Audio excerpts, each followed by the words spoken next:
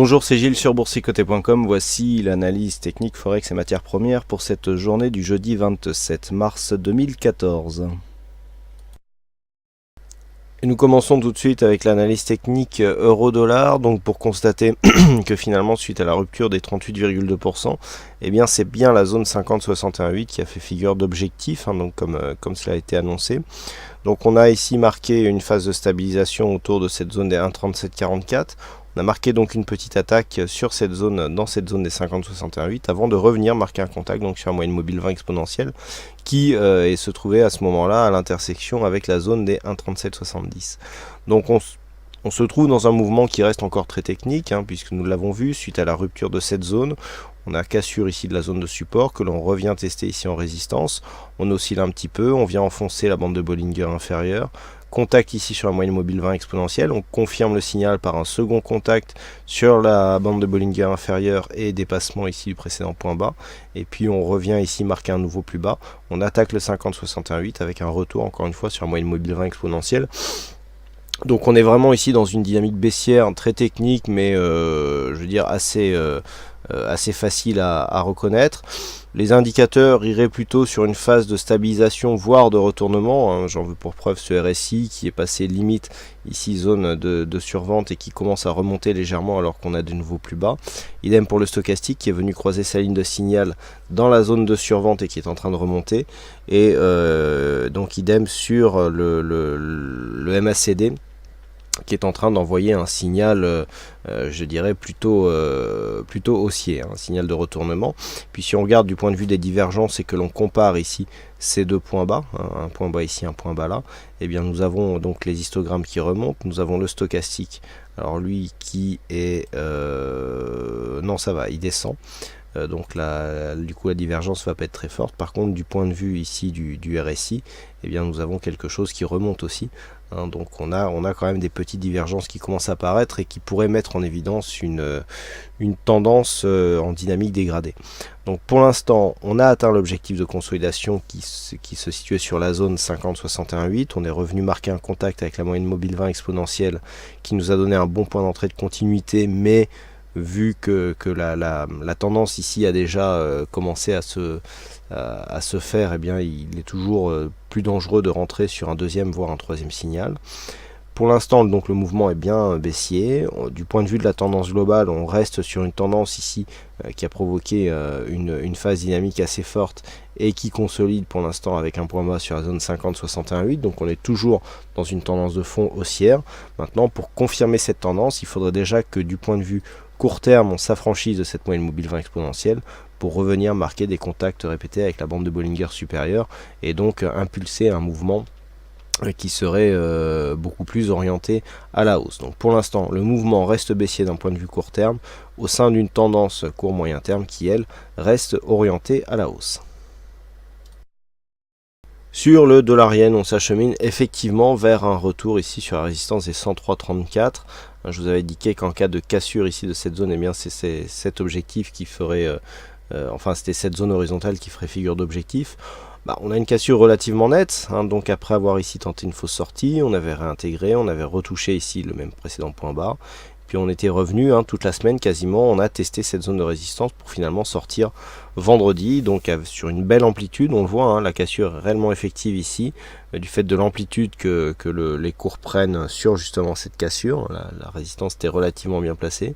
Donc on a pour l'instant une bougie qui est sortie relativement fort des bandes de Bollinger, on est en train d'inscrire une bougie Total Orbol sur l'euro dollar, mais la tendance elle est bien orientée à la hausse. Alors pour garder cette dynamique, on peut venir en consolidation jusqu'à 102,60 voire 102,50 ici pour tester cette ancienne zone de résistance comme support. Par contre en dessous, eh bien, on commencerait à invalider le mouvement.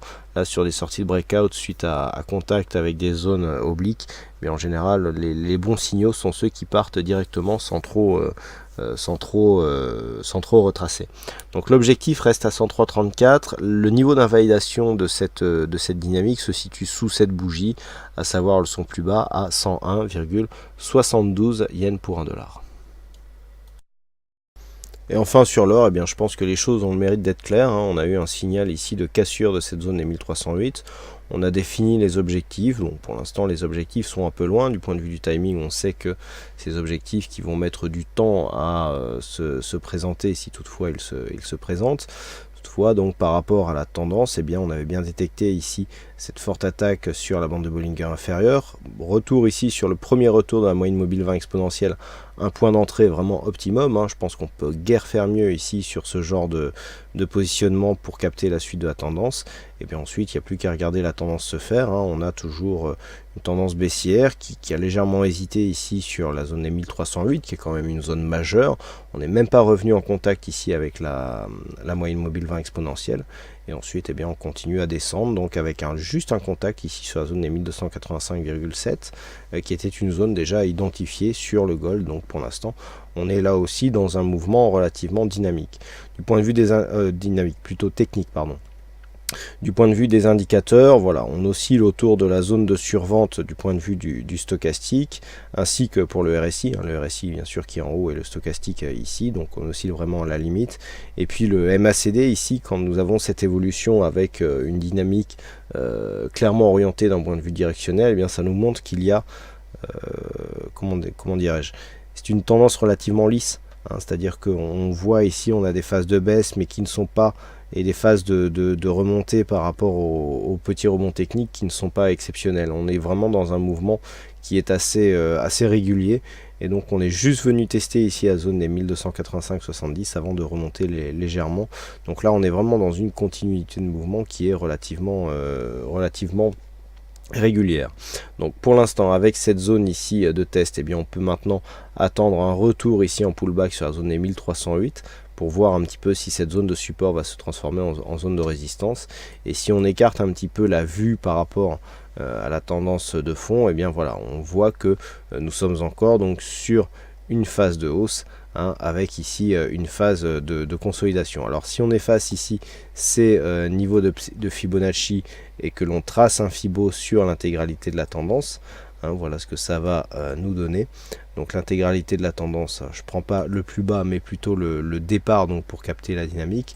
Voilà, ce que nous pouvons marquer, c'est assez intéressant, c'est que eh bien, nous avons tout simplement une zone qui s'est stabilisée sur la zone des 38,2% et qui est venue directement ici tester la zone des 50, hein. Je vous avais dit qu'on avait testé ici la zone de support quasiment au point près. Voilà, on a testé la zone 50,61,8, donc à partir de là tout peut arriver, et même si les cours se retournaient et donc repartaient à la hausse, on serait quand même en phase d'une tendance, alors toujours haussière, mais qui perdrait de sa dynamique, hein, du fait ici du test de cette zone 50,61,8. On préfère sur des zones dynamiques avoir des retracements qui se limitent aux 38,2%, notamment lorsque ces zones de retracement sont relativement proches d'une zone de résistance ou de support majeur. Donc là nous avons un test de la zone 50,61,8. La dynamique est toujours orientée à la hausse, hein, depuis donc la cassure de cette zone de résistance, hein, résistance long terme, mais il y avait déjà une dynamique précédemment sur ce biais haussier. Donc là on a perdu de la dynamique, ce qui était juste lié au franchissement de cette résistance, et depuis donc on est sur une phase de continuité. Donc là, eh bien il faut attendre un petit peu, voir si les cours continuent à s'enfoncer. Donc on a la zone des 50 ici qui est en train d'être testée, une zone à 1264 qui correspond aux 61,8% de Fibonacci.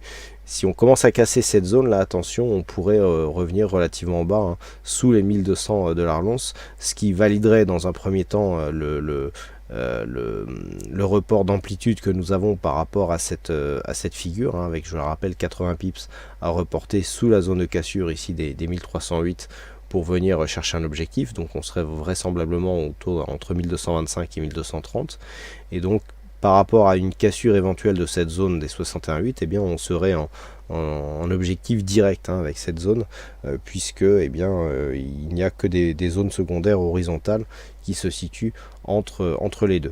Naturellement, il est possible aussi qu'un rebond technique s'opère. Nous sommes quand même légèrement survendus, dans un contexte relativement flat sur le MACD, on peut rebondir à partir de ça.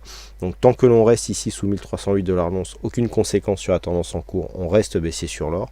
Par contre, à partir du moment où on va commencer ici à dépasser d'une manière significative cette moyenne mobile, eh bien il faudra faire attention à la possibilité de retournement qui serait validé si le plus haut de la tendance très court terme venait s'inscrire au-delà de ce plus haut, à savoir les 1316,5. En attendant, donc la tendance court terme est toujours baissière dans un fond de tendance moyen terme qui, elle, reste haussière.